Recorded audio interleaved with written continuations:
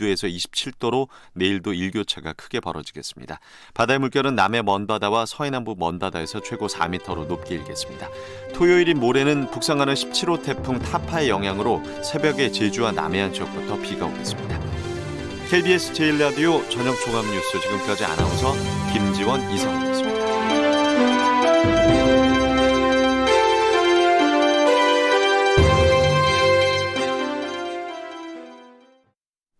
지금 시각 7시 20분입니다. KBS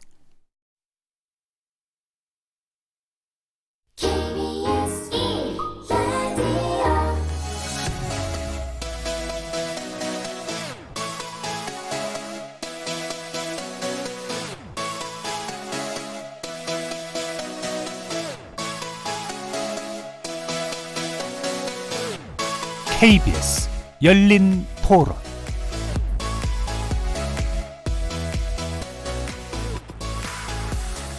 안녕하십니까. KBS 열린 토론 정준희입니다.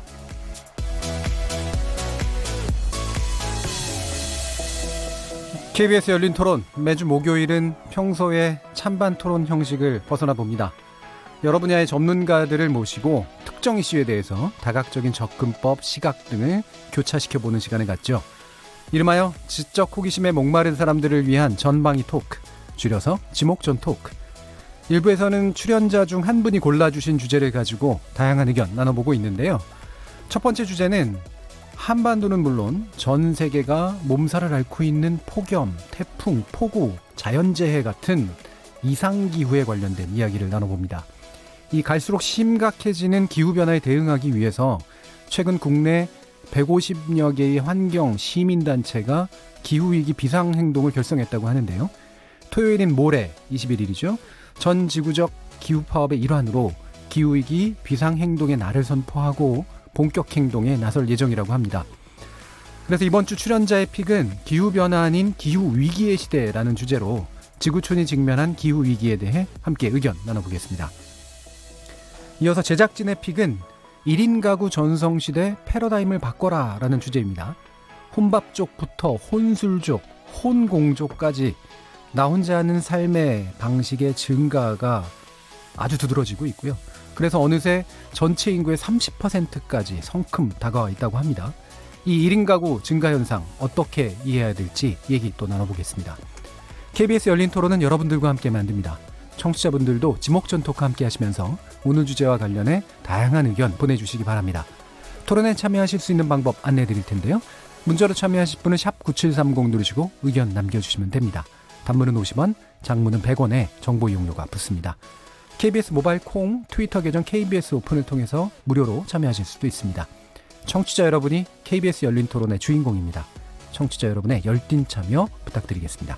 KBS 열린 토론 지금부터 출발하겠습니다. 살아있습니다. 토론이 살아있습니다. 살아있는 토론, KBS 열린 토론. 토론은 라디오가 진짜입니다. 진짜 토론, KBS 열린 토론. 자, 그럼 오늘 함께 하실 분들 소개하겠습니다. 경제는 좌도 우도 없다. 참 좋은 경제연구소 이인철 소장 나오셨습니다. 안녕하세요. 이인철입니다. 자, 그리고 문화비평가 이태광 경희대 교수 나오셨습니다. 네, 반갑습니다. 나라를 걱정하는 과학자 이종필 건국대 교수 함께 하셨습니다. 안녕하세요. 이종필입니다. 자, 그리고 규정을 거부하시는 한국 여성 변호사의 손정혜 이사 나오셨습니다. 안녕하세요. 손정혜입니다. 자, 이렇게 경제 전문가, 법률 전문가, 문화비평가, 그리고 물리학자까지 각기 다른 전공과 개성을 가진 이 네 분의 출연자와 함께 만들어가는 지적 호기심에 목마른 사람들을 위한 전방위 토크, 줄여서 지목전 토크. 오늘도 어떤 다양한 의견들이 이분들 입에서 나올지 기대가 잠못 큽니다. KBS 1라디오 채널은 유튜브 영상으로도 생중계되고 있는데요. 유튜브 들어가셔서 KBS 1라디오 또는 KBS 열린 토론 검색하시면 지금 바로 저희들이 토론하는 모습 영상으로도 보실 수 있습니다. 구독 많이 눌러주시고요. 의견도 남겨주십시오. 나중에 팟캐스트로도 들으실 수 있고요. 매일 새벽 1시에 재방송도 됩니다. 자, 이렇게 함께할 방법까지 안내해드렸고 지목전 토크 출연자의 픽 지금부터 시작해보겠습니다. KBS 열린 토론 좀 심한 이런 더위라든지 겨울에는 또 너무 따뜻한 경우들도 생기고 오히려 그게 또 온난화의 영향인 것 같고 기후 위기라고 생각합니다. LED 전등을 쓴다든지 아니면 뭐 다양한 수단을 통해서 에너지 소비를 줄일 수 있는 그런 정책들. 변화가 많은 것 같아요. 그러니까 어느 정도 예측 가능성이 있어야 되는데 너무 확확 변하니까 위기라고도 말할 수 있지 않을까. 일단 뭐 기후 변화의 가장 큰 원인이 환경 오염이나 그런 것들이니까 좀 더 그런 거 국제적인 움직임에 동참할 수도 있겠고. 글쎄요, 우리나라 같은 경우에는 뚜렷한 사계절 뭐 그런 시기였는데 이제 지금 아열대 쪽으로 기후가 바뀌고 있잖아요. 그러면서 그 예측하기도 힘들고 여러 가지 원인이 있겠지만 가장 큰 게 뭐 환경의 문제가 아닐까 생각합니다. 이제 우리나라도 조금 불편할 수 있겠지만 일회용 컵이라든지 그런 거에 대한 일회용품 같은 거 규제를 좀 강하게 해야 된다고 생각하고. 동의하죠. 미세먼지 때문에 또 각종 질병, 특히 어린애들도 그렇고 뭐 노인분들 어떻게 삶의 질을 너무 급격히 떨어뜨리다 보니까 국가적으로 기업들한테 공장이나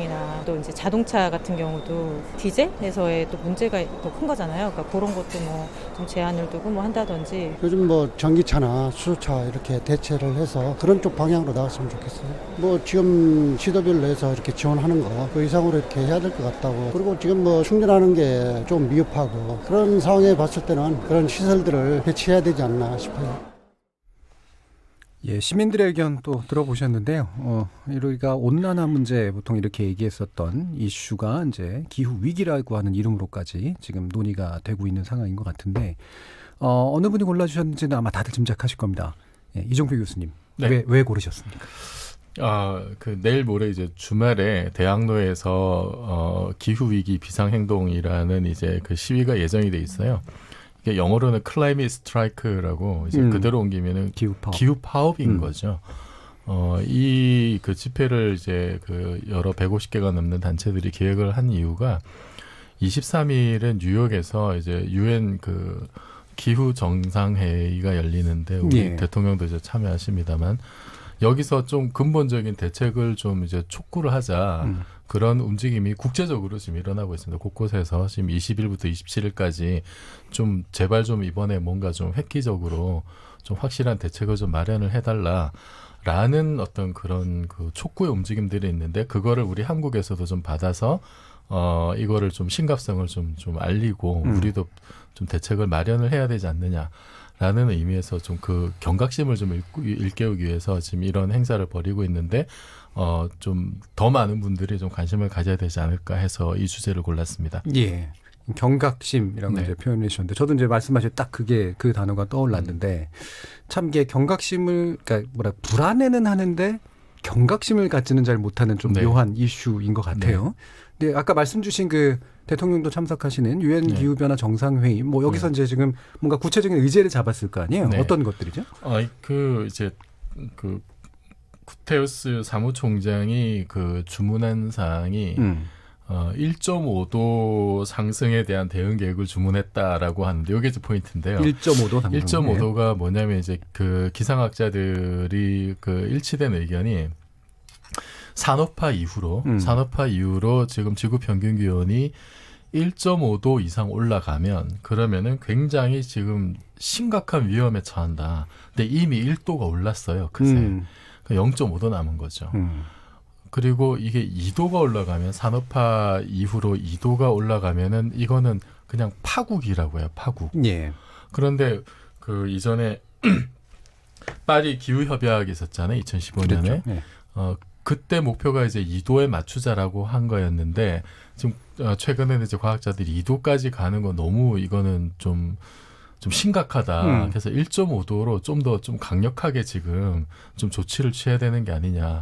그래서 말 그대로 정말로 좀 비상한 각오를 가지고 지금 좀 더 강력하게 지금 나서서 뭔가 그 행동을 해야 된다라는 의미에서 지금 1.5도에 맞춰가지고 지금 모든 노력을 경주하고 있거든요. 예. 그래서 2도가 아니라 지금 좀 더 강력한 1.5도 상승까지 그 막는 걸로 지금 목표를 잡고 좀 전 세계가 노력을 하자.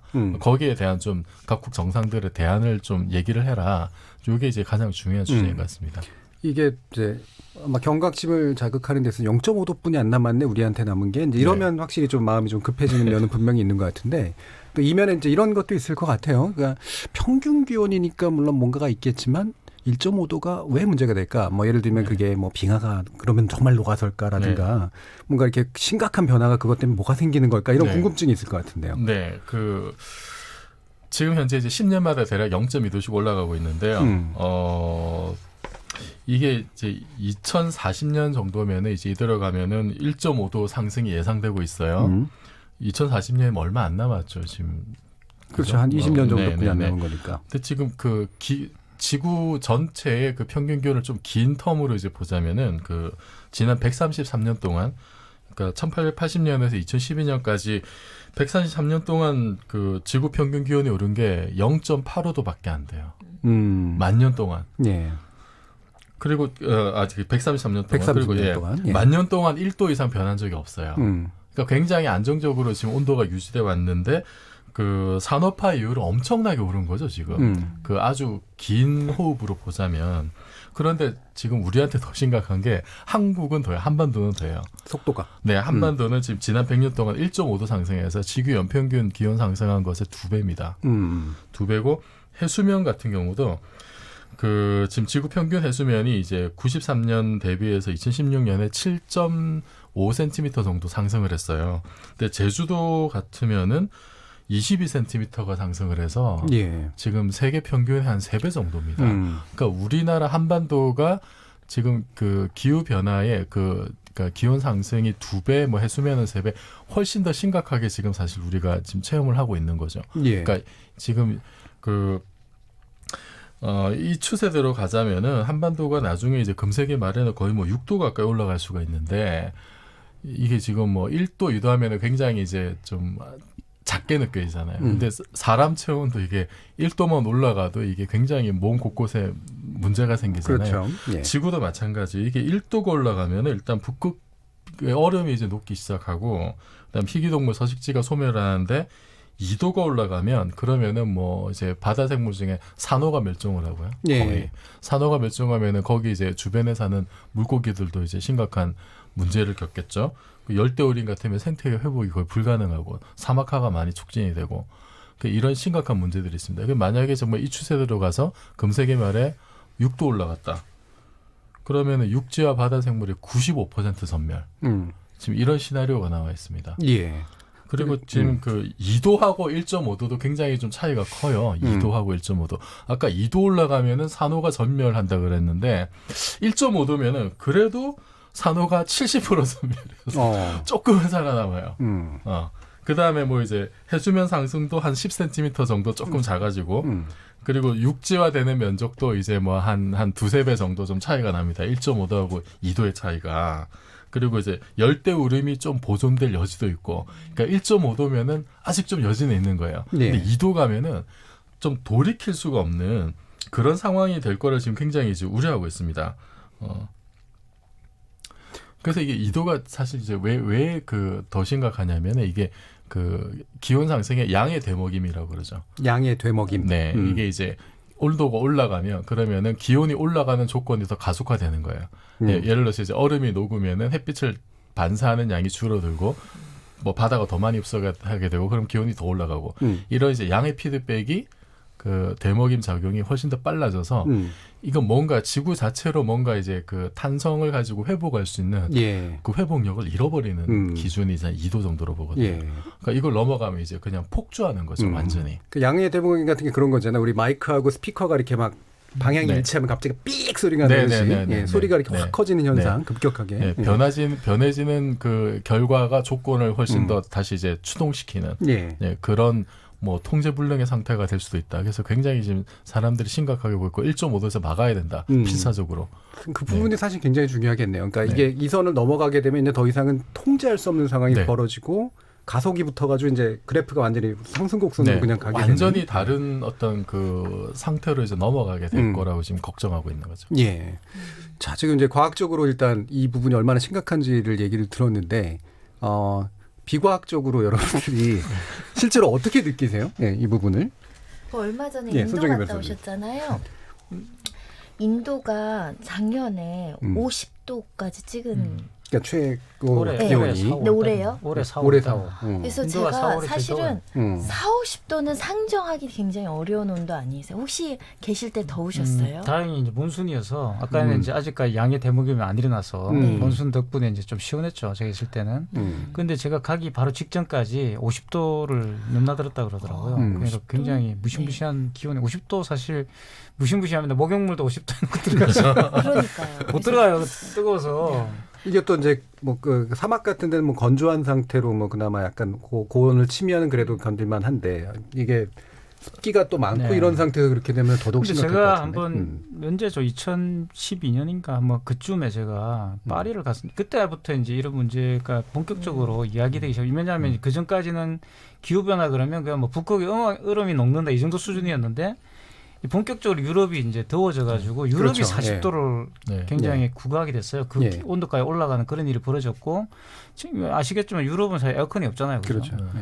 아 정말 미치겠더라고요. 있는데 정말 40도가 되니까 이렇게 다닐 수가 없는 거예요. 그러니까 안에 있어도 덥고 밖에 나가도 덥고 그냥 분수에 정말 사람들이 개미떼처럼 달라붙어가지고 살려고 그러고 있더라고요. 그렇죠. 그러니까. 유럽은 또 건물도 오래돼서 에어컨 같은 게 전력을 많이 먹으니까 전선이 탄다 그러더라고요. 그러니까 기본적인 문명의 조건이 바뀌고 있다는 위기감을 느꼈어요. 그때. 예. 그러니까 죽을 만큼 덥다는 게 지난해 우리나라도 온열 질환으로 사망하신 분이 40명 넘어요. 예. 그러니까 뭐 주로 이제 조금 체력적으로 약한 노인분들이나 그런 걸로 예상이 되는데 그렇죠. 문제는 우리나라에서 40도, 50도를 찍으면 이 숫자는 기하급수적으로 늘 수도 있잖아요. 그렇겠죠. 예. 그래서 제가 볼 때 이 기후 변화는 생명과 굉장히 직결된다. 저는 그래서 프랑스 말씀하셨는데 예전에 유럽 가서 정말 덥더라고요. 근데 그 예전인데 현재는 어마어마하게 더운 거죠. 그래서 이거는 사실은 질병의 문제가 아니라 생존권 문제로 환경권의 문제가 아니라 그렇죠. 우리가 산호가 되는 생명권의 거죠. 문제가 예. 되는 거죠. 생명권의 그래서 문제가. 그 폭염 발생 빈도가 지금 예. 예전에 비해서 지금 현재 한 5배 정도 많아졌다 그래요. 근데 이게 1.5도가 되면 지금의 2배가 되고요. 폭염 발생 빈도가 예. 2도가 되면은 그것에 다시 2배가 된다 그렇죠. 그럽니다. 말 그대로 기하급수네요. 예. 그렇죠? 예. 그러면은 정말 지금도 사실은 이제 폭염 때문에 유럽에서 몇 명이 죽었다. 우리나라도 폭염 때문에 이렇게 그 뭐 질병으로 이제 사망자들이 나오고 있는 상황이잖아요. 그 앞으로 이제 이게 정말 1.5도, 2도 넘어가면은 어떤 일이 벌어질지 정말 좀 예측이 불가능합니다. 이인철 소장님이 제일 영향을 많이 받으실 것 같은데 어떠세요? 그 지난해는 뭐 113년 만에 가장 이제 무더웠던 여름이었고 그리고 우리는 사계절이 뚜렷한 걸 굉장히 이제 대한민국이 어쩌면 이제 자연 풍광과 더불어서 그랬는데 지금 보면 동남아랑 비슷해요. 여름하고 겨울 길고 봄하고 가을 잠깐 그렇죠. 스쳤다 지나가고. 근데 물론 그런 기후 변화도 있지만 저는 이제 먹거리 변화도 굉장히 심하다. 왜냐하면 지금 그 제주도에는 바나나를 재배한 지는 한참 됐어요. 바나나, 키위, 망고 열대 과일이 나오죠. 열대 과일이에요. 근데 이 제주도가 주산물이었던 귤은 지금 남부 지방에서 다 하고 있어요. 그러니까 이 계속 이제 이 기후 변화로 인해서 이제 아열대 작물들이 계속 남한 쪽이 아니라 남한에서 전 지역에서 이제 생산할 수 있는 가능할 정도로 온도가 올라갔다는 거고 어종도 마찬가지예요. 뭐 녹초 라떼라고 해서 우리 희귀한 어종들은 다 이제 옛날 이제 굉장히 서늘한 어종들은 사라지고 아열대나 굉장히 희귀 어종들이 들어와가지고 또 잡히고 이러다 보니까 생태계가 좀 교란되는 수준에까지 이르렀거든요. 근데 문제는 우리가 굉장히 체감은 하는데 이게 과연 우리가 어떤 원인으로 인해서 우리가 뭐에 의해서 이런 현상이 발생했는지 깊게 생각은 안 해요. 그냥 미세먼지 때문에 내가 호흡기가 안 좋으니까 당장 중국의 공장, 왜 매연 공장은 또 인근에만 지어가지고 우리 이렇게 나쁜 공기가 들어와서 우리 애를 먹이느냐 이렇게 생각을 하지 우리가 이산화탄소 배출권 문제에서는 세계 7번째로 많은 국가예요. 그래서 사실은 2015년에 우리는 이제 노력해보자라고 해서 앞서 이제 뭐 파리 기후 변화 얘기했을 때 2100년까지 2도씨 이내로 맞춰보자라고 했는데 그걸 또 혹독하게 1.5도씨까지 내렸는데 그 당시에 이제 우리도 그러면 그 당시 불만은 뭐냐? 대부분 공은 누가? 선진국들은 이미 다 그렇죠. 공정 산업화하면서 네, 사다리 차기다 그렇죠. 한 거죠. 그리고 난 다음에 비용은 지금 선진국 신흥국가들이 다 물어야 되는 폐단이니 그럼에도 불구하고 아시아에서는 처음으로 우리가 이제 탄소 배출권 제도를 시행을 했어요. 예. 그래서 기업들이 일정 부분 이상 이제 매연을 내뿜는다, 온실가스를 내뿜는다 이럴 경우에는 탄소 배출권을 사거나 팔아야 돼요. 예. 내가 공장 가동을 멈춰서 남았다 그러면 부족한 기업한테 파는 그런 거래처 제도가 있습니다. 근데 우리는 그동안 2015년 이후에 경기가 좋았던 적이 별로 없어요. 그러다 보니까 오히려 공급은 많고 사려는 사람은 없으니까 탄소 배출권 가격이 계속 낮아지고 예. 기업들은 어렵다 보니까 계속 아니 이걸 우리가 이렇게 혹독하게 해야 돼 지금? 이런 현실적인 문제 때문에 계속 차일피일 미루다 보니 우리는 계속해서 유엔이 지속하는 가장 이제 그 온실가스 계획치에 이제 미달하는 국가 중에 한국이 꼽히는 거예요. 네. 지금 우리나라가 그러면 그러니까 추세 자체가 이렇게 뭔가 이렇게 그 외국 나라들 같은 경우에 어느 선에서 꺾이는 나라들도 있고 그런데 지금 계속 상승세를 타고 있는 거죠. 그렇습니다. 이 유엔 환경 계획의 이제 배출량 격차 보고서를 좀 보니까 2017년 기준 이산화탄소 배출량이 535억 톤이에요. 이게 1년 전과 비교하면 1.2% 증가한 건데 앞서 온도도 0.01도만 올라도 굉장히 많은 이 그렇죠. 소수점 이하 두 자리만 올라도 굉장히 저기 한 건데 이 평균 직전 3년 동안에 보통 배출량 연간 증가율이 1% 미만으로 잘 안정적으로 관리를 해놨는데 지난해는 세계 경기가 좋았어요. 그만큼 경기와 민감하게 공장들이 잘 가동이 됐다는 얘기고 그만큼 이제 이산화탄소 배출량이 역대 최고를 기록을 했는데 근데 문제는 뭐냐 우리나라거든요. 이런 추세로라면 지구 평균 기온은 2100년도까지 지금 목표치 1.5라고 그랬는데 3.2까지 오른다는 거예요. 그러면 대공황급의 파장이 올 수 있다라는 건데 문제는 한국은 미국, 캐나다와 함께 온실가스 감축 목표를 달성하지 못할 국가로 유엔이 지정을 하고 있어요. 네. 지금 전 세계 온실가스 배출량의 78%는 이 주 20개국에서 이제 내놓고 있는데 이 가운데 한국, 호주, 캐나다, 사우디, 남아공, 미국 7개 국가가 지금 블랙리스트에 올라 있습니다. 지금 그러면 이태강 교수님, 유럽은 좀 사정이 좀 나은가요? 유럽에서는 녹색당이 굉장히 약진했잖아요. 예, 유럽도 크게 이렇게 물론 뭐 유럽에는 아주 오랫동안 환경운동이 있었습니다. 그렇죠. 그런데 이제 역시 티격태격했고요. 그 제가 공부할 당시에 스캡티컬 인바이러멘털리스트라는 이상한 책이 나와가지고 회의론자들. 예, 뭐 지구온난화 없다 이런 선언을 하고 또 난리가 났은 적이 있었어요. 그런데 그렇죠. 지금 이제 말씀하신 것처럼 유럽 녹색당이 일단 약진을 했고, 그러니까 90년대 말이나 2000년대 초반만 하더라도 녹색당이 나와서 무슨 주장을 하면 사실 대부분 사람들은 약간 콧방귀를 끼는 그런 분위기였어요. 그렇죠. 뜬구름 잡는다 그러고. 예, 그것도 뜬구름 잡는 소리도 많이 했습니다. 예. 이상한 소리도 많이 했고. 뭐 지구로 구멍을 뚫어가지고 이렇게 뭐 왕복을 한다는 또 이런 소리도 막 하고 그랬어요. 그래서 사실 저도 녹색당 당원이었거든요 그때. 그래서 저도 참 당원대회를 나가보고 좀 한심해가지고 그런 적도 있었어요. 근데 지금 이제 말씀하신 것처럼 대안이 없으니까 또는 녹색당만이 사실 이 환경 문제와 관련돼서 아주 급진적 주장들을 하고 그렇죠. 있기 때문에 근본적인. 물론 그 녹색당만 있는 건 아닌데 많은 환경 단체들이 있습니다. 그러니까 자연의 친구들이라는 단체들도 있고 많이 있는데. 최근에 와가지고 굉장히 지금 뭐 스타라고 하면 조금 이상한 말이지만 스웨덴 소녀가 한 명 있죠. 저도 페이스북에서 보고 알게 됐는데 15세 소녀고요. 이름은 크레타 툰베리라는 소녀입니다. 그러니까 이 소녀가 말이 소녀지 이 환경운동가예요. 지금 전 세계적으로 가장 유명한 환경운동가가 됐고 노벨 평화상 지금 후보로 지금 거론될 정도로 굉장히 큰 활동을 하고 있고요. 아마 들어는 보셨을 거예요. 그건 2018년 작년이네요. 작년 금요일 날 학교를 안 가겠다고 파업을 했습니다. 그 이유는 뭐냐 그러면 어른들이 너무 무책임하다. 아니 당신들은 그렇게 다 30-40년씩 이렇게 다 살아남고 저도 지금 반백년 살았는데 반백년 산 사람들은 다 말이야 지금 즐길 거 다 즐겼고 우리들 미래 세대를 위해서 아무것도 남겨놓지 않으려고 한다. 당신들의 죽으면 그만이지 우리는 뭐냐 이거 이렇게 나온 거예요. 그러니까 굉장히 참신한 그 아이디어잖아요. 그렇죠?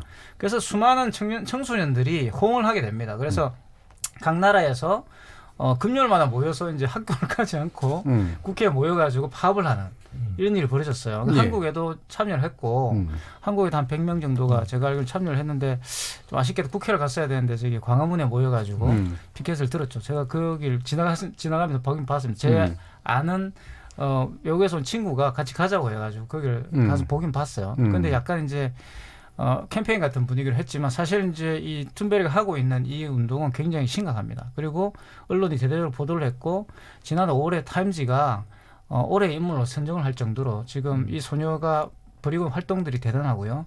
그래서 우리도 조금 생각을 좀 바꿔야 되는 거 아니냐. 지난번에 이제 인철 수석님 아주 좋은 말씀을 해주셨는데 경제적 이해관계를 자꾸 따지니까 이게 이 급진적인 대책이 안 나온다는 거죠. 예. 사실 이거는 미래 세대. 우리가 참 우리 아이들을 보고 있으면 정말 사랑스러운데 이 아이들이 살아갈 수 없는 지구가 될 수도 있다는 생각이 들고 예. 제가 또 제 친구 중에 한 명이 최근에 이 스리랑카 근처에 섬에 다녀왔어요. 몰디브 근처에. 몰디브로 간 건 아니고. 근데 그 근처로 왜 갔냐면 이 사람이 쓰레기를 보러 간 거죠. 근데 사실 찍어서 보냈는데 저는 깜짝 놀랐어요. 거기가 몰디브라는 생각. 쓰레기로 만들어진 섬? 인도양, 그러니까 우리는 보통 쓰레기로 만든 섬이 지금 태평양 어딘가 있다는 알고 있는데 그게 와 있는 게 아니라는 거죠. 예. 그 인도양 구석구석에 지금 다 있고요. 그걸 찍어서 보낸 한쪽에서는 정말 이렇게 비키니 입고 정말 아름다운 해변에서 이렇게 해수욕을 하고 있는데 한쪽에서는 쓰레기들이 쌓여가지고 썩어가고 있는 그런 모습들을 찍어서 보내주더라고요. 그래서 사실 좀 상당히 좀 심각하다 이게 생각보다는 우리가 보지 않으려고 하는 것뿐이지 현실로 다가와 있다 이런 생각이 좀 들어요. 그러니까. 예.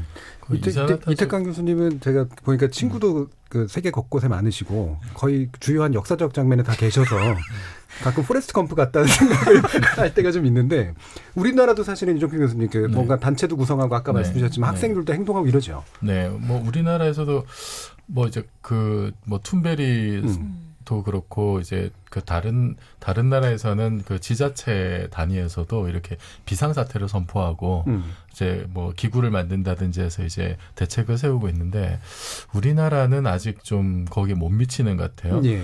그 사실 그 1.5도로 억제를 해야 된다라고 결정을 한 게 그게 이제 작년에 송도에서 있었던 그 유엔 정부 간 협의체 48차 총회에서 그렇게 이제 정한 거거든요.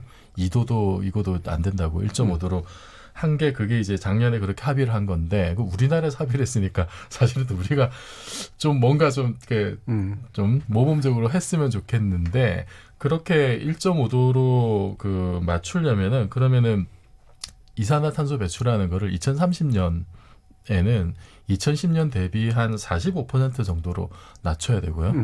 2050년에 그 순제로 상태, 넷 제로 상태로 이제 만들어야 된다라고 이제 사람들이 그 계산을 하는데 이게 순제로가 뭐냐면은 인간이 이제 이산화탄소를 그 만들어서 내뿜는 거. 있고 그만큼을 우리가 인위적으로 뭐 이거 흡수를 하든지 뭐 이제 처리를 하든지 가두든지. 그렇게 다시 이렇게 빨아들이는 그래서 플러스 마이너스 제로가 되는 상태를 이제 순제로 상태라고 하는데 2050년 30년 정도밖에 안 남았어요. 그때까지 순제로 상태로 해야 된다라고 하는 지금 그 계산이 나와 있어요. 근데 이 영국 같은 경우는 보니까 올해인가 그 순제로 목표를 이미 제시를 했습니다. 이제 메이 총리 때 지금 총리가 바뀌었습니다. 바뀌었죠. 네. 그럼 우리나라는 지금 어떠냐면은 그 2030년까지 2010년 대비 뭐 50%도 아니고 80%예요. 그러니까 너무 이거는 지금 좀 대책이라고 할 수 없을 정도로 굉장히 참 좀 아니한 지금 목표를 지금 제시하고 있는 게 아니냐. 그리고 지금 다른 나라에서도 지금 이제 순제로를 지금 할 거냐 말 거냐 이런 가지고 좀 고민을 많이 하고 있는 것 같은데 우리도 뭔가 좀 강력하게 지금 조치를 취해야 되는데 이게 사실 고통스러운 과정입니다. 왜냐하면은 2050년까지 순제로 상태를 가려면은 매년 한 20% 가까이 지금 감축을 해야 돼요. 일단은 줄여야 되니까. 네, 줄여야 되는데 그게 매년 한 20% 가까이 이산화탄소 배출을 줄이는 게 어느 정도냐면은 우리나라가 IMF 겪었을 때 그때 이제 산업 활동이 위축이 되니까 그때 이산화탄소 배출량이 한 그 정도 한 18% 정도 이렇게 줄었대요. 그러니까 2050년까지 매년 IMF에 준하는 고통을 사실은 감내를 해야 달성 가능한 목표다. 이게 얼마나 지금 고통스러운지. 근데 이게 만약에 우리가 2000년부터 올해가 아니라 2000년부터 만약에 감축을 했으면 매해 4% 정도만 이제 감축하면 되는 거였어요. 그러니까 지금 시기를 놓쳤기 때문에 그 감당해야 되는 비용이 엄청나게 지금 커진 거죠. 근데 지금 그렇다고 해서 지금 손을 놓으면 나중에는 훨씬 더 큰 비용을 치르게 되니까 지금이라도 빨리 좀 비상조치를 취해야 되는 게 아닌가 싶습니다. 손정혜 변호사님, 아까 그 우리 아이들이 그 광화문 집회했다라는 걸 보시기도 하셨다는데 이태강 교수님이 이런 뭐 상황들에 대해서 좀 이렇게 들어보신 바가 있으신가요? 우리 청소년들도 예. 오는 27일 날 등교 거부하겠다라고 요번, 하면서 이 세계적인 연대 움직임에 동참하고 있는 상황이고요. 결석 시위라고 이제 우리가 표현할 수 있을 것 같은데 온실가스 제로 정부가 더 적극적으로 추진해 달라 이렇게 청소년들이 목소리를 내고 있는 것이고요. 그리고 나아가서는 청소년 기후 소송단을 조직했다는 어허. 거죠. 8월에 이미. 그러니까 예. 이 아마 정부의 어떤 적극적인 역할을 하지 않는 부분에 대한 손해배상 내지는 왜냐하면 이런 정책을 왜 안 해주냐 하는 의무부작위 소송을 준비하는 것으로 보여요. 의무부작위 소송. 네, 그러니까 소송 절차를 통해서 이런 걸 해야 되는데 왜 정부는 소극적으로 대처해서 우리의 권리를 그렇죠. 침해하느냐 이런 소송을 지금 준비 중이라는 것이고요. 어찌됐든 이게 소송의 승소와 상관없이 어린 학생들이 목소리를 높여서 학교 가는 걸 거부하고 소송을 하고 이런 목소리가 여론화되면 사실은 조금 예. 정부 정책에도 영향을 미칠 수 있기 때문에 제가 볼 때는 우리보다 낫다라는 생각이 예. 듭니다. 이게 사실 또 우리나라 분위기라고 하는 게 학생들이 이런 거 나가고 그러면 공부 안 하려고 그런다. 뭐 이렇게 이제 받아들일 가능성도 꽤 있어가지고 참 불행한데. 아니, 저는 아니 근데 학교에서 신경 공부하는 쓸 수 있는 것보다 것 같아요. 엄마들이 네. 어머 애들이 학교를 안 가 이게 무슨 일이야 라는 그렇죠. 생각이 그러니까 있어요. 반대 스트라이크의 의미가 확실히 커지긴 아니, 하죠. 이게 학생들한테는 훨씬 더 상교육이 될 수 있을 것 같아요. 저는. 그리고 그 요즘 이제 대학생들이 요즘 명문대 중심으로 뭐 조국 찬반 뭐 집회를 한다는데 뭐 이제 그런 의사를 표현하는 것도 중요하지만 이 기후 문제 좀 심각성에도 좀 더 좀 관심과 경각심을 가졌으면 좋겠다 싶어요. 예. 그러면 이제 아까 이제 IMF 비유를 하시니까 이제 그 고통의 어떤 감내될 고통 같은 게 명확하게 다가오는데 실제로 그 인천 소재는 경제적인 그 충격들이 생길 거 아니에요? 그러니까 기후 변화로 인해서도 생기고 뭐 우리가 노력을 하면서도 사실은 고려해야 될 어떤 경제적인 충격도 있을 테고요. 그렇습니다. 뭐 이제 이런 이제 온실가스 문제는 어제 오늘의 얘기가 아니고 물론 이제 유럽이 가장 먼저 뭐 2000년대 초반부터 계속해서 이런 기후 변화 협약에 대한 이제 노력을 목소리를 높여왔고 우리도 이제 동참을 하고 있는데 과연 그 피해가 어느 규모냐 이게 참 감당이 안 됩니다. 가늠할 수도 있는 부분도 아니고 근데 이 과학저널 이 사이언스가 발표한 그리고 이제 과학자들이 지난 수십 년간 기후 변화를 어떤 빅데이터 컴퓨터를 분석한 결과예요.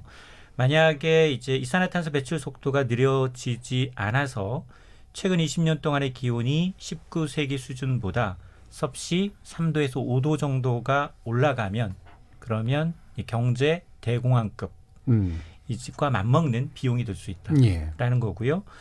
근데 문제는 뭐냐? 이렇게 되면 사실은 경제적으로 부유하신 분들보다 양극화 현상이 더 심해져서 빈약한 이 약자들한테 고통이 더 심해질 수 있다는 거예요. 그래서 이 연구팀이 이 데이터를 통해서 지구의 온도가 섭씨 0.5도씩 올라갈 때마다 미국의 경우에는 GDP가 0.7%포인트씩 줄어든다고 평가를 하고 있습니다.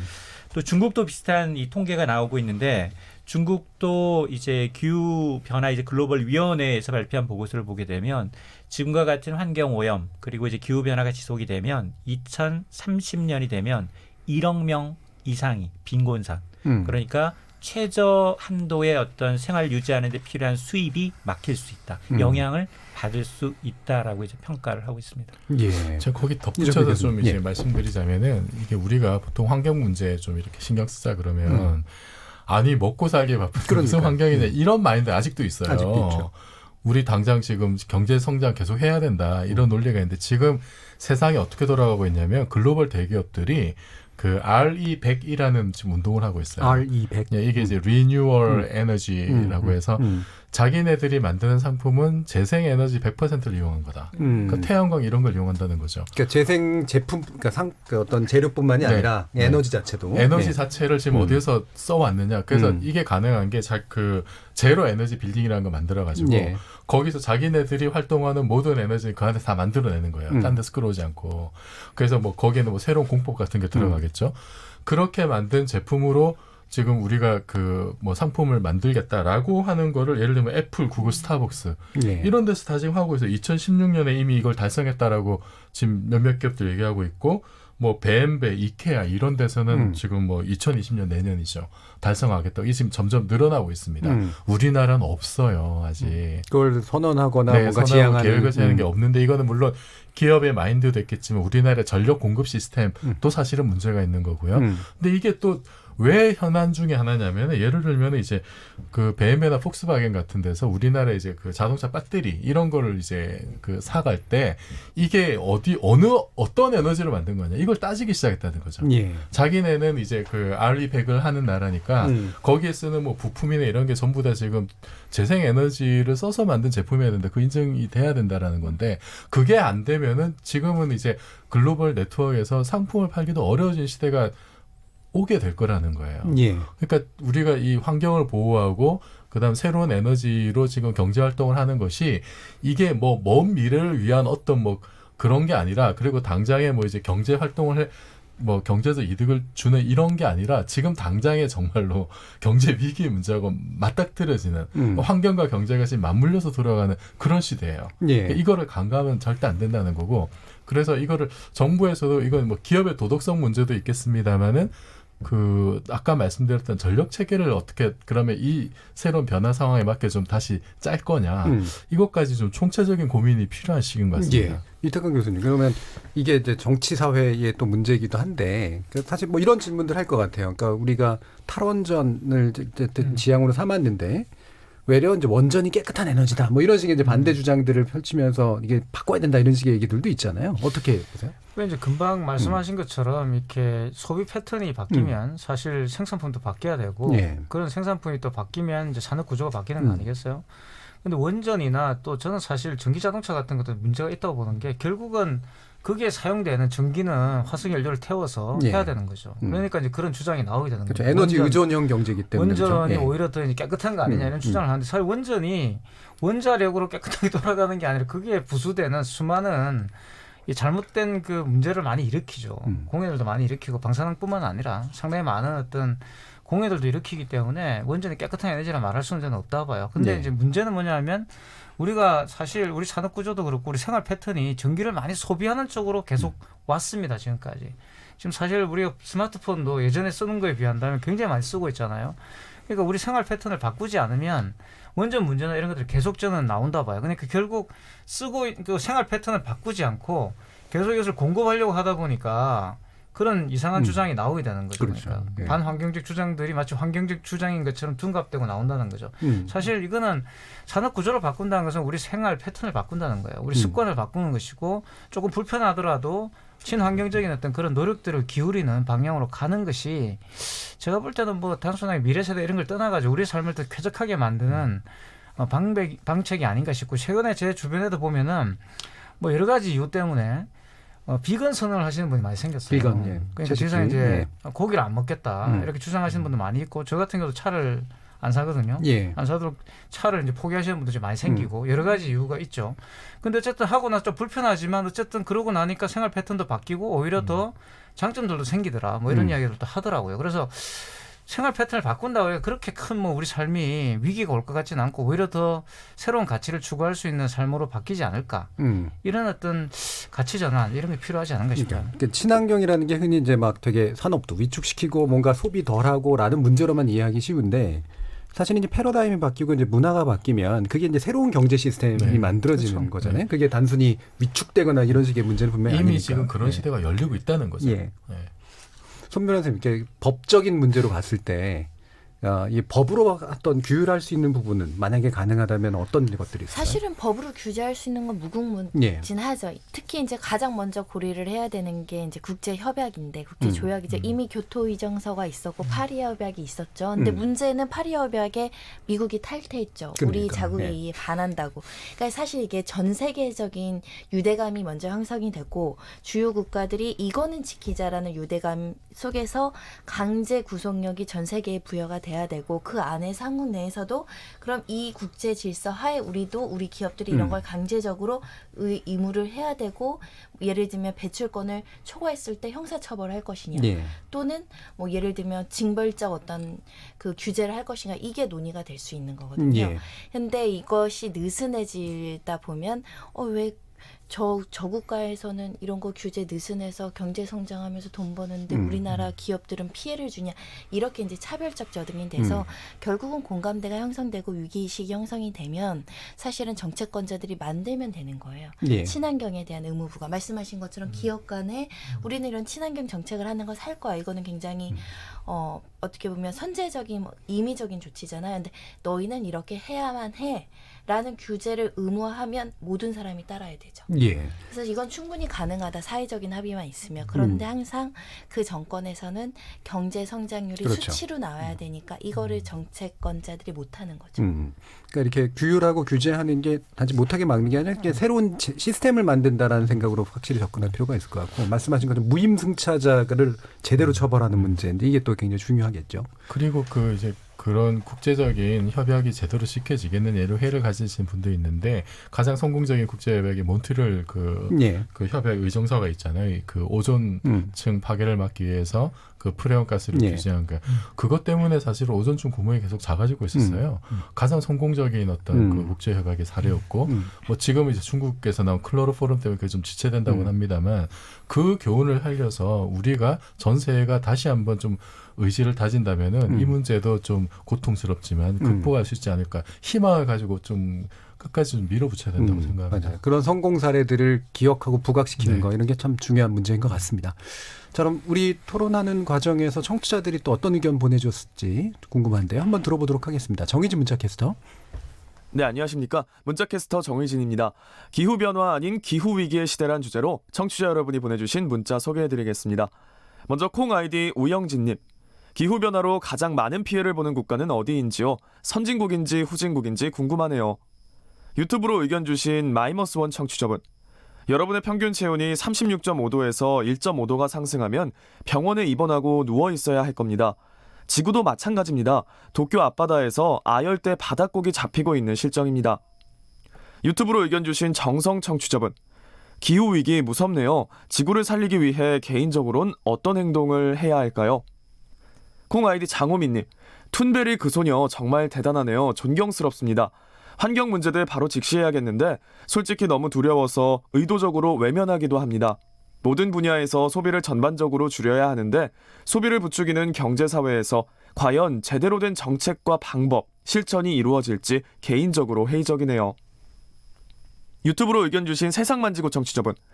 기후위기와 관련해 인간의 이기심이 결국 경각심을 무감각하게 만들고 있다고 봅니다. 자정작용은 사라지고 지구가 폭주하고 있습니다. 끝으로 기후위기 경각심을 위해 시위하는 청소년들에게 투표권 주었으면 좋겠네요. 콩 아이디 3699님. 내뿜는 매연가스에 오존층에 구멍이 뚫려 뜨거운 태양열, 마음껏 지구를 달구고 있다고 합니다. 이번 여름 손바닥만한 한반도 이남에서 나타난 국지적이며 극단적인 기후변화, 결국 남의 일 아니었네요. 경청합니다. 오늘 토론해 주셨고요. 유튜브로 의견 주신 아카시아 청취자분. 탄소 배출 감소의 제일 확실한 방법은 인구 감소겠지만 불가능할 테고 인류 스스로가 욕심을 버려야 합니다. 지금 공장 굴뚝에서 이산화탄소 포집해서 수소로 전환시켜 에너지화하는 기술이 현재 상용화 연구가 진행되고 있다고 합니다. 이런 기술이 우리도 빨리 도입돼야 한다고 봅니다. 유튜브로 의견 주신 NY1 청취자분. 늦었다 했을 때가 최선일 수 있습니다. 그나마 비용을 계산해서 이거 좀 맞네 할 수 있을 때 수습해야지 이대로 가다간 비용 계산 자체가 의미 없어질 것 같아요. 그것도 그리 멀지 않은 미래에 지구는 죽습니다. 라고 보내주셨네요. 네, KBS 열린 토론. 지금 방송을 듣고 계신 청취자 모두가 시민 논객입니다. 문자는 샵 9730번으로 참여하실 수 있고요. 단문은 50원, 장문은 100원의 정보 이용료가 붙습니다. KBS 콩, 트위터 계정 KBS 오픈을 통해서도 무료로 참여하실 수 있습니다. 청취자 여러분들의 날카로운 시선과 의견 기다립니다. 지금까지 문자캐스터 정의진이었습니다. 예, 청취자들이 보내신 의견들 들어보니까 관심들은 또 굉장히 많으시네요. 근데 보니까 뭐 이산화탄소 포집 기술, 수소 전환 기술이나 뭐 매연으로 인한 오존층 파괴 문제 이런 거는 사실 좀 과학적으로 좀 더 점검이 필요한 부분인 것 같긴 한데 나중에 또 기회 되면 한번 이야기 나눠보도록 하겠습니다. 청취자들의 직접 참여로 이루어지는 KBS 열린 토론, 청취자들의 의견 받아봤고요. 이 갈수록 심각해지고 있는 이 위기 문제를 어떻게 지구가 공동체, 그러니까 지구를 살리기 위한 공동체적 대응이 필요한지 책임 있는 행동이 시급해 보이는 그런 시점인 것 같습니다. 지목전 토크 출연자의 픽은 여기서 마무리하겠습니다. 여러분들께서는 KBS 열린 토론과 함께하고 계십니다.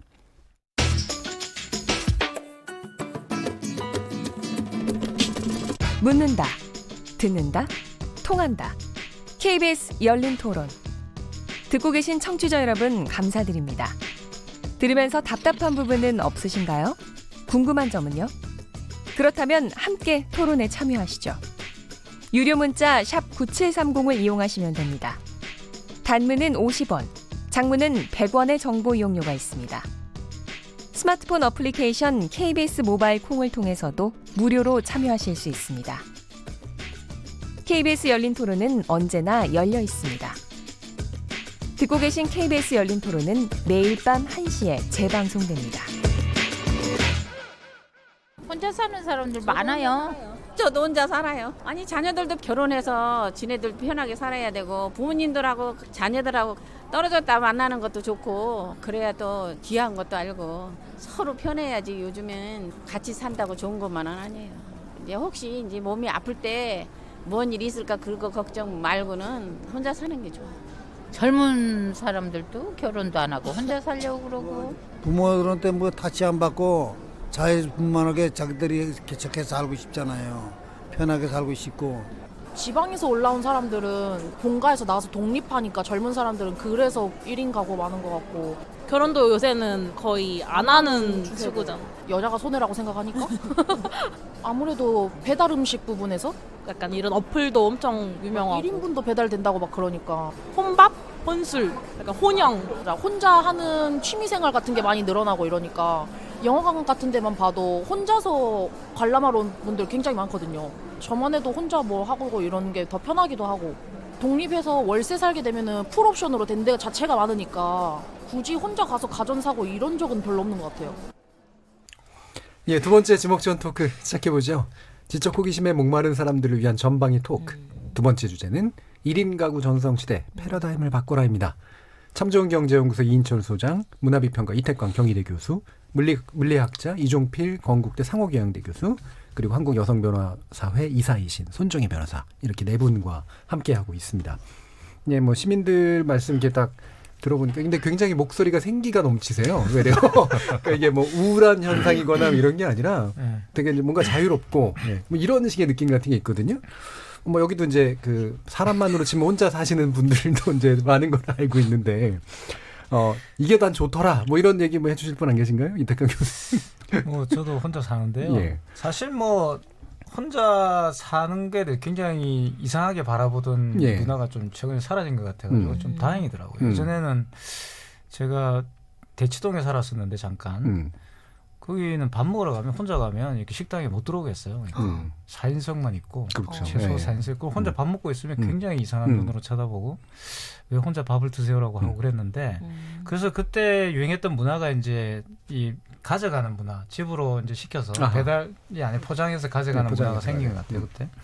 근데 이제 최근에 와서는 말씀하신 것처럼 1인 가구가 굉장히 많이 생겼고 혼자 사시는 분 여러 가지 이유가 있지만 아마 저는 가장 큰 건 경제적 이유라는 생각이 들어요. 같이 살 수가 없기 때문에 결혼을 젊은 세대가 빨리 할 수가 없고 가족을 이룰 수가 없으니까 사실은 1인 가구 또는 1인 가족이라고 해야 되는 혼자 살 수밖에 없는 그런 분위기가 많이 있다는 생각이 들고 경제적 이유가 큰 거죠. 그래서 저는 혼자 사는 게 좋다 이렇게 말씀하시는 분이 있을 수는 있겠지만 사람은 기본적으로 같이 사는 게 욕망의 어떤 바탕이기 때문에 그렇죠. 함께 살고 싶은데 함께 살 수 없는 그런 처지가 있는 거 아니냐 지금 그런 생각이 들어요. 왜냐하면 경제적 여유가 되시는 분들도 최근에 보면 그 몇 군데 지금 그런 아파트 주거 형태가 새롭게 생겼죠. 혼자 살되 같이 공동생활을 그렇죠. 할 수 있는 그런 커뮤니티형 아파트들, 커뮤니티형 아파트들이 많이 생겼어요. 그런 걸 보더라도 그러니까 개인의 어떤 프라이버시를 지키고 나의 어떤 자유를 만끽하고는 싶지만 또 같이 어울려서 친구도 만들고 그렇게 하고 싶어하는 분위기도 엄연히 있다는 거죠. 그래서 굉장히 그걸 좀 면밀하게 봐야 되는 거 아니냐. 경제적인 어떤 문제 때문에 혼자 사는 것과 문화적으로 내가 나의 프라이버시를 누리면서 동시에 또 공동생활도 하고 싶어하는 한국이 그렇죠. 그동안 너무 가족 중심의 그런 문화가 경도돼 있었기 때문에 그에 대한 반대급부로 그런 문화를 또 즐기려고 하는 게 나오는 거 아니냐 생각이 들고 그럼에도 불구하고 어쨌든 이것은 공동체 문화의 어떤 변화라고 바라봐야 되고 뭐 공동체 해체된다든가 이런 것들은 저는 아니라고 봐요. 그렇죠. 오히려 역설적으로 새로운 공동체에 대한 요구가 여기에 좀 반영이 되는 거 아닌가 이런 생각이 좀 들어요. 그렇죠. 공동체가 무조건 무너지거나 붕괴하고 있다라는 그런 목소리라기보다는 그럴 수밖에 없게 된 경제적 조건도 있는 거고 대신 그럼에도 불구하고 같이 사는 어떤 형태가 바뀌는 것이지 이렇게 뭔가가 붕괴됐다 이렇게 보는 건 또 문제가 충분히 있을 것 같습니다. 근데 실제로 인천 소장님 이게 1인 가구가 가장 지배적인 형태인가요? 우리나라가 지금? 그렇습니다. 그 사실은 그동안 이 통계청이 기본적으로 어떤 통계를 발표할 때 기준은 4인 가족 기준이었어요. 예. 그게 정말 1980년대 우리가 이제 뭐 올림픽 겪으면서 했었을 때는 정말 앞서 얘기하신 것처럼 식탁도 딱 4인이 이랬는데 이게 1980년대 거치고 90년대, 2000년대, 2000년, 2015년까지가 4인 가구의 이제 정점이었습니다. 그러다가 2015년에 지금 뭐 한때는 30%가 넘던 4인 가족 비중이 2015년에 18%로 뚝 떨어져요. 대신에 1인 가구는 사실 통계가 그렇게 중요하지도 않았고 있지만 미미하니까 1970년대에는 아예 통계도 잡히지 않았어요. 그러니까 4인 가족 기준, 3인, 2인 가족까지만. 예. 그러다가 이제 1인 가족이 1975년 첫 등장한 이후에 지금 지난해 기준 29.2%예요. 1인 가족이. 1인 가구. 1인 가구가. 그렇죠. 하우스홀드가. 그렇습니다. 예. 그러다 보니까 이제 520만 가구가 넘어가고 있거든요. 문제는 앞으로 한 30년 정도 더 지나면 2047년이 되면 1인 가구, 2인 가구 비중이 우리 전체 가구의 4분의 3을 차지합니다. 예. 이 얘기는 역으로 얘기하면 지금 둘이 만나서 한 명을 채 안 낳다 보니 우리 노인을 부양해야 될 젊은 사람들은 점점점 줄고 그리고 노인들은 점점점 늘어나요.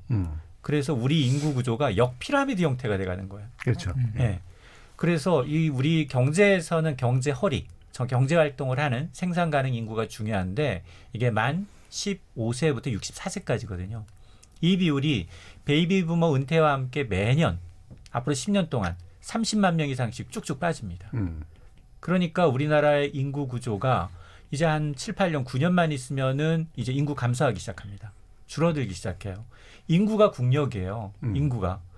미국의 인구가 3억 3천만이에요. 미국의 인구가 전 세계 3위입니다. 중국, 인도 다음으로 많은 거예요. 땅덩어리도 3위지만 인구도 3위예요. 그러니까 이렇게 하다 보니 지금 굉장히 저출산 고령화 때문에 뭐 수백조 원 이상을 계속 정부가 이제 쏟아붓고 있고 각종 대책을 내놓고 있는 겁니다.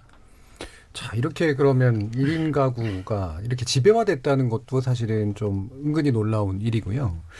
또 그러니까 이게 이제 전체 가구의 전체 인구의 한 30%나 된다고 하고, 근데 또 보면 약간 이것도 좀 놀라운 수치인데, 이게 흔히 말하면 젊은이들이 이제 결혼 안 하고 그냥 혼자 사는 걸 선택한다라고 생각하기 쉬운데, 노인 1인 가구가 전체 가구 20% 육박한다. 이게 참 여러 가지 그 사회적 함의를 좀 담고 있는 그런 수치인 것 같아요. 어떻게 보세요? 일단은 그 노령화가 되면서 사별하시는 분이 그러니까. 그걸로 이제 혼자 사시는 어르신들이 많고 요즘엔 또 자녀분들이 부모랑 같이 살아야 된다라는 부양 의식이 굉장히 저하되는 측면이라서 자녀들이 독립하고 남편이든 아내가 돌아가시고 혼자 살거나 황혼 이혼도 굉장히 많아요. 예. 이혼을 하지 않으면 별거 아닌 왜 조론이라고 하죠. 이런 분들도 굉장히 늘었어요.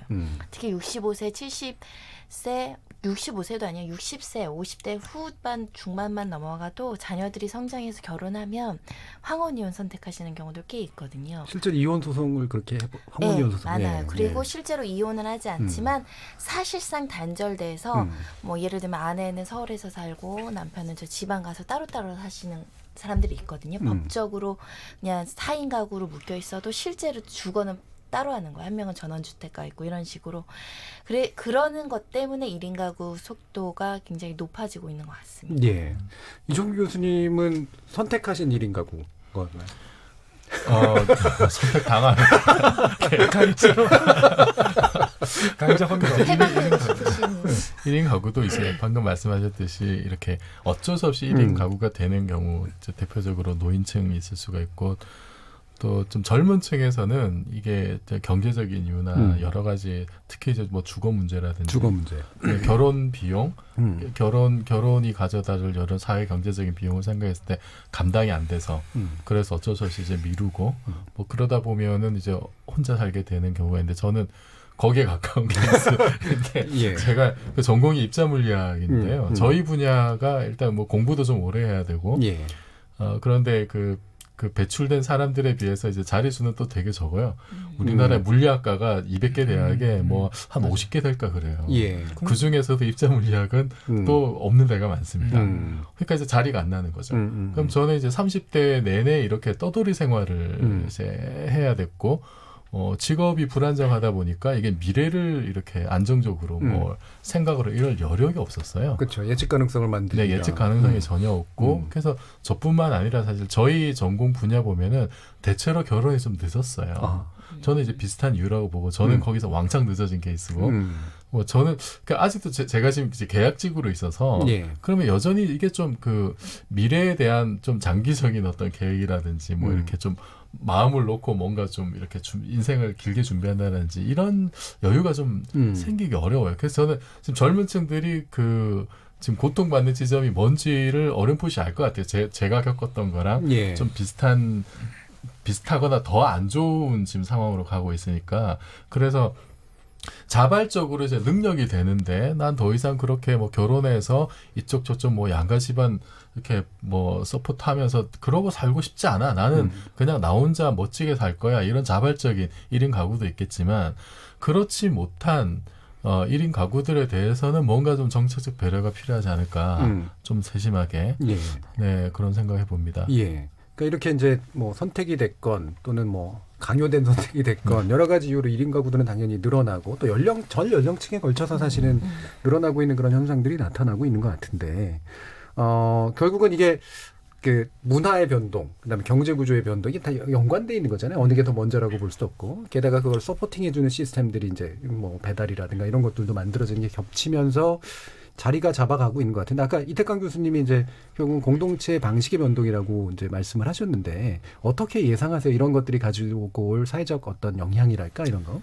이미 많은 그 변화를 초래했죠. 그리고 특히 여가 문화라든가 예를 들어서 혼족 이제 여행 가는 거 예전에 이제 그 한 몇 년 전만 하더라도 이런 게 있었어요. 추석 명절 때 나홀로족들을 위한 특별 패키지 예. 여행 있었잖아요, 그죠? 그렇죠. 최근에는 이제 그런 것도 없습니다. 왜냐하면 전부 다 이제 나홀로족이니까 명절 때 가보시면은 뭐 인천공항을 1,000만이 지금 예. 왕래했다잖아요, 작년에. 1,000만이면 정말 인구의 4분의 1이나 갔다는 건데 이제 그런 문화가 이제 생기는 거죠. 그러니까. 우리가 알고 있는 그런 여행 문화도 굉장히 많이 달라졌고 나홀로족 때문에. 근데 예. 이 나홀로족 때 말씀드렸지만 혼자 가는 게 아닙니다. 그러니까 만나서 가요. 예. 그리고 거기서 만나기도 하고 그래서 정말 새로운 어떤 그 공동체 문화가 만들어지고 있는 거죠. 또 흥미로운 게 뭐가 있냐 그러면 명절 때만 되면 서울에 남아있는 아마 제가 생각할 때 몇 년 전만 해도 많이 남아있지 않아가지고 이게 가능했는데 최근에 굉장히 많이 남아있기 때문에 어떻게 되고 있는지는 지금은 제가 팔로우를 안 해봤는데 예전에 이런 게 있어서 서울에 남아있는 그 나홀로족들끼리 모여서 밥을 먹는 그런 모임이 또 있었어요. 예, 예. 그 식당을 잘 안 열잖아요 그때. 예. 지금은 많이 엽니다. 근데 그때는 많이 안 열어가지고 그 여는 그 식당들 정보를 다 수집해가지고 가는 거예요. 모여서 십시일반 해가지고 같이 모여서 놀고 헤어지고 모르는 사람인데 이런 것들이 굉장히 이제 많이 있었죠. 물론 소셜 미디어가 발달하고 또 거기에 따른 또 말씀하셨던 것처럼 함께 공유하고 싶은 어떤 그런 이 문화들이 또 많이 생기고 그리고 또 나의 어떤 프라이버시를 강조한다면 결국 자기의 어떤 그런 프라이드 이런 것들도 사실 보여주고 싶은 이런 것도 있는 거거든요. 그래서 동호회 문화라든가 이런 것도 많이 생기게 되고 그래서 상당히 이런 것들이 많은 어떤 소비 패턴의 변화들을 초래하고 있죠. 그래서 저는 이제는 이미 뭐 마케팅이나 이런 것들은 이미 나홀로족들의 초점을 맞추고 왜냐하면 일단 소비 그렇죠. 구매력이 있으니까 구매력이 이 사람들이 일단 이런 거죠. 내가 가족에 투자하고 뭐 이런 걸 하지 않는 대신에 나를 위해서 돈을 쓰겠다라는 유일한 족이잖아요. 그래서 같은 돈을 쓰더라도 스페셜 에디션을 사고 싶고. 그렇죠. 예전에 그렇죠? 골드미스들이 이제 말 그대로 또, 브랜드를 위해서 투자합니다. 최근에 재밌는 게 뭐냐면 모나미 볼펜 있잖아요. 모나미 볼펜 같은 예, 예. 경우도 이것도 결국은 이런 소비 패턴이 변하기 때문에 가능한데 모나미 볼펜이 스페셜 에디션을 낸 건 아시죠? 네, 골드 쓰고 버전하고 있습니다. 실버 버전하고 그죠? 이런 분이 계신가요? 그래서 생각해보면 제가 생각해 모나미 볼펜이 정말 싼 볼펜 누구나 쓰는 그렇죠, 그런 굉장히 그냥 평범한 볼펜이었는데 그런 것도 스페셜 에디션이 나오는 네. 거예요. 왜냐하면 결국 그렇게 모여서 이야기를 하다 보니까 제일 아주 재밌는 그 동호회가 뭐냐면 제가 약간 또 이제 펜을 좋아해가지고 펜 동호회가 있습니다. 일종의 문방구 동호회 같은 거네요. 모여가지고 뭘 하냐 퇴근하고 모여가지고 다 홀로족들이에요. 음. 모여가지고 뭘 하냐 그러면 필사를 하는 거예요. 성경 필사 뭐 이런 거 아무나 하십니까? 하는 거예요. 성경도 하기도 하고 예. 이 소설책을 하기도 하고. 어허. 근데 이런 것도 마찬가지잖아요. 집에 돌아가서 그냥 혼자 지내는 게 아니라 이분들이 적극적으로 그렇게 여가 활동을 하고 하기 때문에 이런 또 새로운 문화가 생기고 그게 또 구매력이 생기고 시장이 형성되고 이런 것들이 또 이루어지고 있는 거죠. 예. 손정희 변호사님은 이 가구를 구성하고 가구랜다. 가족을 구성하고 계신 저는 입장에서 4인 가구입니다. 예, 원래는 4인 가구. 5인 예. 가구가 목표였는데 네. 그냥 4인 가구로 멈추려고 하고요. 주변에 근데 친구들 중에 1인 가구 하는 친구들 꽤 있어서 그리고 주변 지인들 중에 혼자 사시는 분들 꽤 있는데 요즘에 1인 가구에 대해서 4인 가구들이 부럽다고 하는 경우가 되게 많아요. 저는 그렇지 않습니다. 명절 때 그런 것 많이 느끼셨어요? 아 저는 그 명절 때 특별히 뭐 차례 지내거나 그런 양가가 없어가지고 예. 상대적으로 조금 편한데 그 아주머니들이 모여있는 인터넷 카페 이런 커뮤니티들이 있어요. 그러면은 추석 전으로 예민하신 분들 굉장히 많고요. 그렇죠. 또 친한 예. 친구들 들어보면 명절 전에 이제 연락 되게 많이 받았어요. 같이 술 먹자. 신난해서. 갔다 오면 또 신난해서 또 풀 게 많아서 예. 아직은 4인 가족 그 형성한 가구는 어르신들의 문화와 우리의 문화가 충돌하고 있는 지점들이 그렇죠. 많아가지고 좀 어렵고 근데 1인 가구도 그렇다고 명절이 또 좋아 보이진 않아요. 왜냐하면 약간 할 거는 많지만 또 약간 또 문화가 다르잖아요. 너무 이렇게 그렇죠. 다른 문화를 내 친구는 이런 문화 속에서 힘들어하지만 난 또 너무 여유로운 게 좀 적적하기도 해서 좀 그게 좀 약간 달라지고는 있는데 너무 다양하게 벌어지고 있어서 조금 장단점이 있는 것 같습니다. 저는 근데 우리나라 명절 문화는 좀 바뀌어야 된다 봐요. 많이 왜냐하면 바뀌어야 아시아에서 합니다. 이런 명절 문화를 유지하고 있는 나라는 저는 우리밖에 없는 것 같아요. 왜냐하면 중국만 하더라도 명절날에 호텔에 갑니다. 가족들이 전부 다. 깜짝 놀랄 일이잖아요. 그러니까 타이완도 그렇고 다 예. 호텔에 가셔가지고 호텔에서 지내세요. 밥도 거기서 먹고 우리처럼 이렇게 유례도 없는 사실 그 성균관에 있는 그 유학자분들이 나오셔가지고 우리나라 제사는 사실 유례가 없는 거다라고 그렇죠. 이야기했죠, 예. 그죠? 박정희 시대 때 유례가 없는 그런 만들었다고 이상한 하는, 제사를 계속 지내고 그런 스트레스를 받고 이런 것들이 명절이 전혀 즐겁지 않는. 그래서 저는 4인 가구 뭐 이렇게 1인 가구 이런 거 어느 것이 더 우열이라가 아니라 결국 같이 어울려 살아야 된다면 그죠? 4인 가구도 1인 가구든 사실 저는 별로 중요하지 않다고 봐요. 근데 명절 문화는 좀 개선해야 한다는 거죠. 이거는 좀 아닌 것 같아요. 이게 이제 일종의 문화지체 네, 현상이잖아요. 이게 좀 아닌 것 사회가 같아요. 바뀌는데 네. 아직 남아있는 관습들이니까. 이인철 소장님은 그 1인 가구의 증가가 주변에서 실제로 체감되면서 뭐 명절이 달라졌다거나 뭐 이런 느낌 받으세요? 모 전문가가 예. 명절에는 생로병사만 물어보고 관혼상제는 물어보지 말아라. 예. 너무 훌륭하네. 명답을 예, 주셔가지고 예. 웃었는데 어쨌든 이렇게 1인 가구 증가는 앞서 뭐 다들 얘기를 해주셨지만 직업도 군도 바뀌고 있어요. 그래서 직업군. 최근 들어서는 이제 외국에서는 긱 이코노미라고 해서 나홀로서 개인 사업자죠. 뭐 조금 나온 유튜버도 마찬가지고 자율적인 일자리가 워낙 줄고 있고 그리고 산업화되다 보니까 어떤 기계화되다 보니까 자동화되다 보니까 줄어든 일자리에 적응하기 위해서 개인들이 자기 역량을 내서 내가 좋아하는 일을 이 직업으로 이제 발전시키는 경우가 많아지다 보니까 근데 그것도 이제 빈익빈 부익부가 있어서 인플루언서들한테는 대기업이 주목을 하고 예. 광고를 그쪽으로 또 갖다 줄 많이 수 가죠. 있고 그러니까 이제 판도가 완전히 이제 직업적인 측면에서 그리고 이제 소비적인 측면에서 그리고 이제 경제 연구소들이 이런 걸 또 연구를 해서 타겟 마케팅을 합니다. 왜냐하면 이제 굉장히 하나를 포기하게 되면 결혼을 포기하든가 아니면은 뭐 집을 포기한다 그러면 개인이 소비할 수 있는 역량이 더 커지니까 그럼 이 사람들의 트렌드는 뭘까? 이런 걸 또 분석하는 이제 이 작업이 또 시작이 되고 그러다 보니까 앞서서 얘기했지만 주거에도 많은 변화가 있어요. 과거에는 아마 한 2000년대 초반에 잠실에 있는 모 아파트는 재건축을 하면서 그 아파트 하나에다가 2가구, 2가구가 살 수 있게끔 별도의 출입문 굉장히 인기가 없었어요. 별도의 출입문 사생활을 보호해주자. 서로 그건 안 하겠다라고 했는데 그게 지나고 나니 몇 년 지나고 나니 대박칩니다. 그러니까 과거에는 굉장히 기피했던 것들이 지금은 이제 쉐어하우스라는 개념으로 이제 별도의 공간으로 독립적이면서도 이제 굉장히 안정적인 보안이 답보된 그런 주거 시설을 찾는 거예요. 진짜 그런 것들이 지금 나타나고 있는데 특히나 아마 이 주거 쪽에는 굉장히 변화가 빠릅니다. 지금 뭐 여의도, 영등포 보게 되면 오피스텔이 우후죽순처럼 자고 있나 이러면 생겨요. 근데도 불구하고 임대료가 내려가지 않습니다. 누군가는 들어가 산다는 얘기거든요. 그러다 보니까 그만큼 1인 가구, 나홀로 가구 아니면 뭐 결혼하든 안 하든 이제 독립적인 생활을 하겠다. 내 공간을 갖겠다라는 개념이 이제 강하다 보니까 이런 것들이 점점 이제 산업화되면서 산업의 트렌드, 지형도 이제 1인 가구 쪽으로 4인 가구에서 둘이 사는 굉장히 큰 이제 가전도 있지만 1인 가구를 위한 이제 굉장히 특별한 고급 가전 시장도 커지고 있는 그런 상황입니다. 예.